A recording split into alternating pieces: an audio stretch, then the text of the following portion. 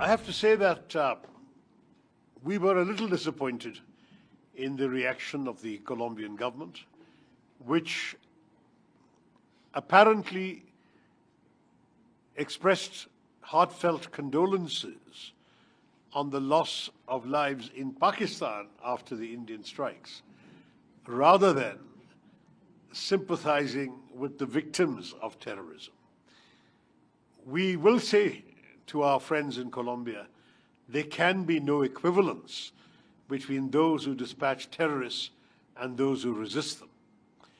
There can be no equivalence between those who attack and those who defend. We are only exercising our right of self-defense, and if there is any misunderstanding here on this score, we are here to dispel any such misunderstanding. We're very happy to talk to Colombia in some detail about the circumstances. We have, as I said, very concrete proof. In fact, when this terrorist attack occurred, it was immediately claimed by an organization called the Resistance Front, which is a unit of the Lashkar-e-Toiba based in Muridke, Pakistan. There is no doubt that they reiterated this credit the next day. It is only after their handlers realized the damage this could do that they then deleted the claim 2 days later. But the claim has been made. There is no doubt as to where this came from. And we will reserve always the right to hit back. Just as Colombia has endured many terror attacks, so have we in India. We have endured a very large number of attacks for almost 4 decades.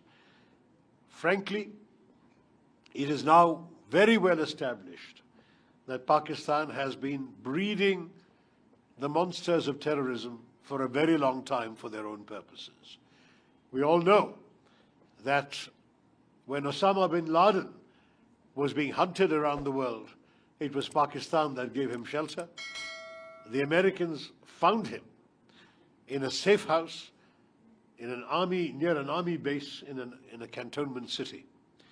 In other words, they found him and killed him, the world's most wanted terrorist, in Pakistan, a country which sadly has incubated terrorism for some years now, for at least 4 decades now. And for this reason, we would like the government and people of Colombia to understand that there should be no equivalence. Lives lost may be lives lost, but the lives lost in India were those of tourists, of civilians, of nuns, of worshippers, of ordinary people. The lives that were lost in Pakistan were the lives of terrorists, well-known terrorists. There is a difference. On your second question as to where the damage was done this time overwhelmingly in the states bordering Pakistan, that is in Jammu and Kashmir. Also, I think they might turn this off, the sound is not right. Also in 1 or 2 districts of our neighboring state of Punjab, which is right next door to Pakistan, and to somewhat lesser extent in the state of Rajasthan. In other words, the Pakistani shelling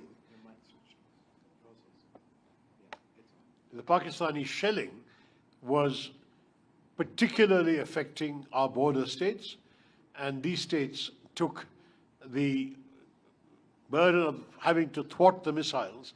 But we were well prepared to defend these states. These are our border states. We defend them well, and we were able to prevent any significant loss of life. There was some property damage, considerable property damage in some places. But it was only in Kashmir that lives were lost. First 26 on the 22nd of April, and then further 19 on the 8th of May. And that is, for us, 45 lives too many. There are still 59 people in hospital, or they were when we left India a week ago. It's a very, very serious situation. There was also, I would say, my friend, an intention on the part of the terrorists to provoke a negative reaction in India against our brothers and sisters from the Muslim community. The terrorists specifically asked if people were Hindu or non-Muslim, before shooting them dead. There were 25 Hindus, one of them from Nepal, and one Christian who was shot dead. In addition, of course, the shells killed Sikhs and Christians as well. But I say this to you, that India very proudly stayed united. There were some brief moments of anger, as you can understand, in every society, but very quickly, India rallied around the unity that is embodied in our country's constitution and the national flag, and we stayed as one voice. I should have mentioned at the very beginning of my remarks, let me do so now, that my colleagues and I represent 5 political parties in India, we represent 7 different states in India, and we represent different languages, different religions. We have 3 religions amongst the 7 of us. We are truly reflective of the diversity of India, whether it's linguistic diversity, political diversity, religious diversity. But we are united in the message we have brought to you in Colombia.